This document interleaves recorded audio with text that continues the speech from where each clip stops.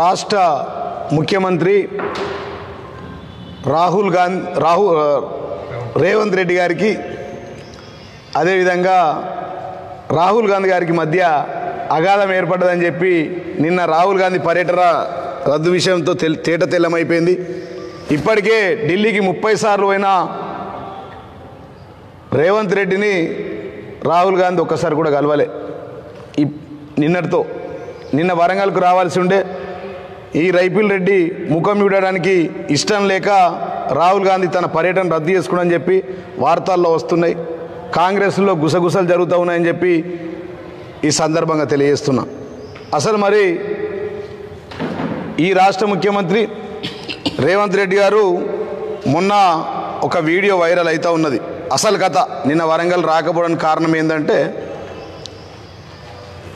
ఆయన మొన్న కేరళలో పోయినప్పుడు ఒక మాట మాట్లాడిండు రేవంత్ రెడ్డి గారు. Made that India alliance, but everyone is expecting everything. That is the biggest problem. We have seen in Delhi, we have seen in Haryana.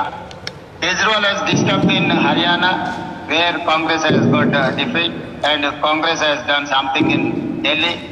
So ultimately, BJP is benefiting. So we have to think, we have to come together. ఆయన ఏమంటాడంటే హర్యానాలో మాకు ఆపోళ్ళు మమ్మల్ని ఓడగొట్టిర్రు, మేము ఢిల్లీలో వాళ్ళని ఓడగొట్టినాము అని ఈ రాష్ట్ర ముఖ్యమంత్రి రేవంత్ రెడ్డి గారు ఒక వీడియోలో కేరళ చెప్తూ ఉన్నారు. అది వైరల్ అవుతూ ఉన్నది, మీడియా మిత్రులు అందరికీ తెలుసు.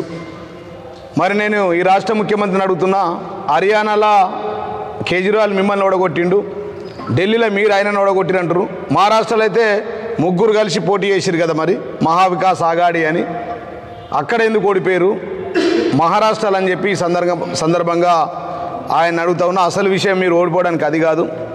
నిన్న రాహుల్ గాంధీ ఎక్కడైతే హెలికాప్టర్ దిగాల్సి ఉండేనో ఎన్నికల ముందు వారిచ్చిన రైతు డిక్లరేషన్ వరంగల్ సభలో ఒక్కసారి మీడియా మిత్రులు చూడాలి.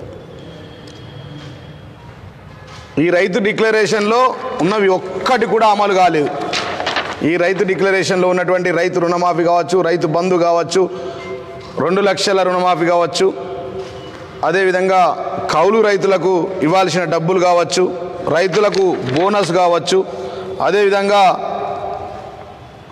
భూమి లేని ఉపాధి రైతు కూలీలకు కూడా 12,000 రూపాయలు వేస్తున్న విషయం కావచ్చు, పోడు భూముల రైతులకు అసైన్ భూముల లబ్ధిదారుల క్రయ విక్రయాలతో సహా అన్ని యజమాని హక్కులు కల్పిస్తామన్న విషయం కావచ్చు.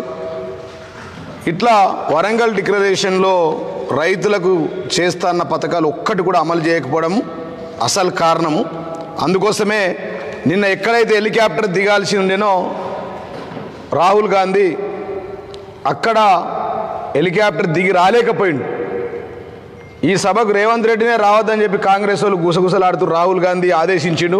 ఆయన ముఖ్యమంత్రి రావడానికి ప్రయత్నం చేసిండు కాబట్టి ఈయన ముఖం ఆయనకి ఇష్టం లేక రాలేదు అని చెప్పి మాటలు జరుగుతూ ఉన్నాయి. కానీ వాస్తవం కాదది. వాస్తవంగా వీళ్ళిద్దరు కూడా ఐరన్ లెగ్. రాహుల్ గాంధీ ఒక ఐరన్ లెగ్గు, రేవంత్ రెడ్డి ఇంకొక ఐరన్ లెగ్గు. ఈ ఇద్దరు ఐరన్ లెగ్గులు కలిసి కాంగ్రెస్ ఈ దేశంలో బొగ్గు అయిపోతుంది. మొన్ననే ఢిల్లీలో పెద్ద గుండు సున్న వచ్చింది. అంతకుముందు పశ్చిమ బెంగాల్ అసెంబ్లీ ఎన్నికల్లో గుండు సున్నా, అంతకుముందు గుజరాత్ పార్లమెంట్లో గుండు సున్నా, ఇట్లా చాలా ప్రదేశాల్లో రేవంత్ రెడ్డి గారికి దాదాపుగా చాలా రాష్ట్రాల్లో గుండు సున్నాలు వచ్చినాయని చెప్పి సందర్భం తెలియజేస్తున్నాం. కాబట్టి ఇక నెక్స్ట్ ప్రజలు ఆలోచిస్తూ ఉన్నారు. మేము గ్రామాలలో తిరుగుతూ ఉన్నాం, వారు ఎక్కడ పోయినా కానీ కేసీఆర్ మళ్ళీ సారే కావాలి, కారే కావాలి, కేసీఆర్ కావాలి అంటున్నారు. ఏందయ్యా ఈ కాంగ్రెస్ వాళ్ళు కుల గణన విషయంలో రీసర్వే అంటున్నారు, బీసీ గణన విషయంలో రీసర్వే అంటున్నారు, జనగణన విషయంలో రీసర్వే అంటున్నారు, రేషన్ కార్డుల విషయంలో రీసర్వే అంటున్నారు.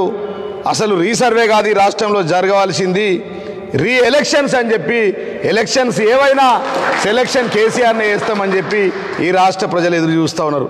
దానిలో భాగంగానే రీసర్వే కాదు, రీ ఎలక్షన్ జరగాలి ఈ రాష్ట్రంలో అని చెప్పి ప్రజలు కోరుకుంటున్నారని చెప్పి సందర్భంగా తెలియజేస్తూ ఉన్నారు. కాబట్టి ఈ రైపిల్ రెడ్డి భాగవతాలన్నీ రాహుల్ గాంధీకి తెలిసిపోయినాయి.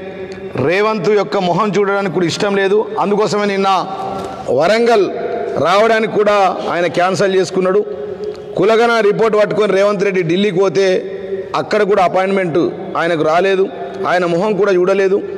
వరంగల్ పర్యటనకు సీఎం రావద్దని చెప్పి కూడా రాహుల్ గాంధీ ఆదేశించారని చెప్పి ఇవాళ అన్ని పేపర్లలో వార్తలు వస్తూ ఉన్నాయి. కాబట్టి మేము ఒకటే చెప్తా ఉన్నాం, ఇక రాష్ట్ర ప్రజలంతా ఎదురు చూస్తున్న ఎన్నికల్లో ఈ రాష్ట్రంలో ఎలక్షన్స్ ఎప్పుడైనా కానీ సెలక్షన్ కేసీఆర్ అని చెప్పి కోరుకుంటారని చెప్పి సందర్భంగా తెలియజేస్తూ ఉన్నాను. కాబట్టి మళ్ళా కాంగ్రెస్ నాయకులు మూటలుగా విడిపోయారు. 11 మంది ఎమ్మెల్యేలు ఒక దగ్గర మీటింగ్ పెట్టిరు, 10 మంది ఎమ్మెల్యేలు ఇంకొకటి, పొంగులేటు ఒక కూటమని చెప్పి అసలు ఈ రేవంత్ పదవి ఉంటుందో ఊడిపోతుందో తెలియకుండా ఆగమైపోతూ ఉన్నారు. గౌరవ ముఖ్యమంత్రి కేసీఆర్ గారేమో సుస్థిర పాలనిస్తే ఈ రేవంత్ రెడ్డి గారు అస్థిర పాలనిస్తారని చెప్పి సందర్భంగా నేను తెలియజేస్తున్నా. కాబట్టి మరి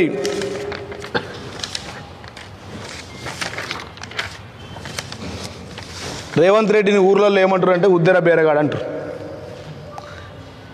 ఏందయ్యా రైతు రుణమాఫీ విషయంలో కానీ, రైతు బంధు విషయంలో కానీ, మా అక్కా చెల్లెలకు తులం బంగారం ఇస్తున్న విషయంలో కానీ, మా ఆడబిడ్డలకు 2500 రూపాయలు పింఛన్లు ఇస్తున్న విషయంలో కానీ, దసరా అంటే దీపావళి అంటాడు, దీపావళి అంటే సంక్రాంతి అంటాడు, సంక్రాంతి అంటే జనవరి 26 తారీఖు అంటాడు, జనవరి పోయి మార్చి 31 తారీఖు అంటాడు. కాబట్టి రేవంత్ రెడ్డిని ఉద్దర బేరగాడు అనే పేరు వచ్చింది రాష్ట్రంలో, రాష్ట్ర వ్యాప్తంగా. ఎవ్వరు నమ్మే పరిస్థితి లేదు. ఇవాళ నిజంగా కూడా ఆయన డబ్బులు వేస్తే కూడా వేసే నమ్మే పరిస్థితిలో లేరని చెప్పి సందర్భంగా తెలియజేస్తున్నా. ఇది ఒక వైపు అయితే రాష్ట్రంలో ఈ పరిస్థితి ఉంటే కాంగ్రెస్ నేతలు ఢిల్లీలో సీఎం పదవి కోసం పర్యవలు మొదలుపెట్టారు. ఎక్కడోళ్ళక్కడ నేను సీఎం అని చెప్పి మూటాలు కట్టి తిరుగుతూ ఉన్నారని చెప్పి సందర్భంగా నేను తెలియజేస్తూ ఉన్నా. కాబట్టి ఆ రోజు గౌరవనీయులు రాష్ట్ర ముఖ్యమంత్రి వర్యులు ఏదైనా మాట చెప్తే మాట ప్రకారం రైతు బంధు పలానా టైంకి వస్తుందంటే ట్రింగ్ ట్రింగ్ ట్రింగ్ ట్రింగ్ అని చెప్పి రైతుల అకౌంట్లో పడేది. రైతు రుణమాఫీ ఏదైతే మాట చెప్పిండో చెప్పిన ప్రకారం ఇచ్చిండు. ఎలక్షన్లో హామీల లేని విషయాలు కూడా అనేకం అమలు చేసిండు. కాబట్టి ఆయన సుస్థిర పాలన ఉండే ఈ రేవంత్ యొక్క పాలన అస్థిర పాలన అని చెప్పి ప్రజలు పదే పదే మాట్లాడుతున్నారని చెప్పి సందర్భంగా తెలియజేస్తున్నా. మరి కుక్కలు ఇంపిన ఇస్తార్లాగా ఈ రాష్ట్ర ప్రభుత్వాన్ని, ఈ రాష్ట్రంలో ప్రజల యొక్క పరిస్థితిని ఈ రాష్ట్ర ముఖ్యమంత్రి రేవంత్ రెడ్డి గారు కొనసాగిస్తూ ఉన్నారు. కాబట్టి రానున్న రోజుల్లో ఖచ్చితంగా మరి మళ్ళా స్థానిక ఎన్నికలు వస్తూ ఉన్నాయి. స్థానిక ఎన్నికల్లో మళ్ళీ ఓట్ల బిచ్చగాలు వస్తూ ఉన్నారు. నిన్న మొన్న హడావుడి చేసిరు. ఎలక్షన్స్ రాబోతూ ఉన్నాయి, రేపో మాపో ఎల్లుండో ఎలక్షన్స్ అన్నారు. ఎలక్షన్స్ ఎప్పుడు వచ్చినా కానీ ప్రజలు సిద్ధంగా ఉన్నారు. ఊరి పెల్మెర్రలోనే ఈ కాంగ్రెస్ నాయకులను అక్కడే ఆపాలే. మీరు ఏవైతే 6 గ్యారంటీలు ఏవైతే హామీలు ఉన్నాయో 420 6 గ్యారంటీలు ఏమైతే ఉన్నాయో వాటిని అమలు చేసిన తర్వాతనే లోకల్ బాల్ ఎలక్షన్లో జడ్పీటీసీలకు కానీ, ఎంపీపీలకు కానీ, ఎంపీటీసీలకు కానీ, సర్పంచ్ ఎలక్షన్లో ఓట్లు అడగాలని చెప్పి డిమాండు ప్రజలు చేయాలి. ఒకవేళ అవి ఇవ్వకుండా వస్తే మాత్రం ఊరు పొలిమెర్ర వరకు తరిమి కొట్టాలని చెప్పి నేను ప్రజలకు, నిజామాబాద్ జిల్లా ప్రజలకు, ఈ రాష్ట్ర ప్రజలకు విజ్ఞప్తి చేస్తా ఉన్నాను. జై తెలంగాణ, జై కేసీఆర్.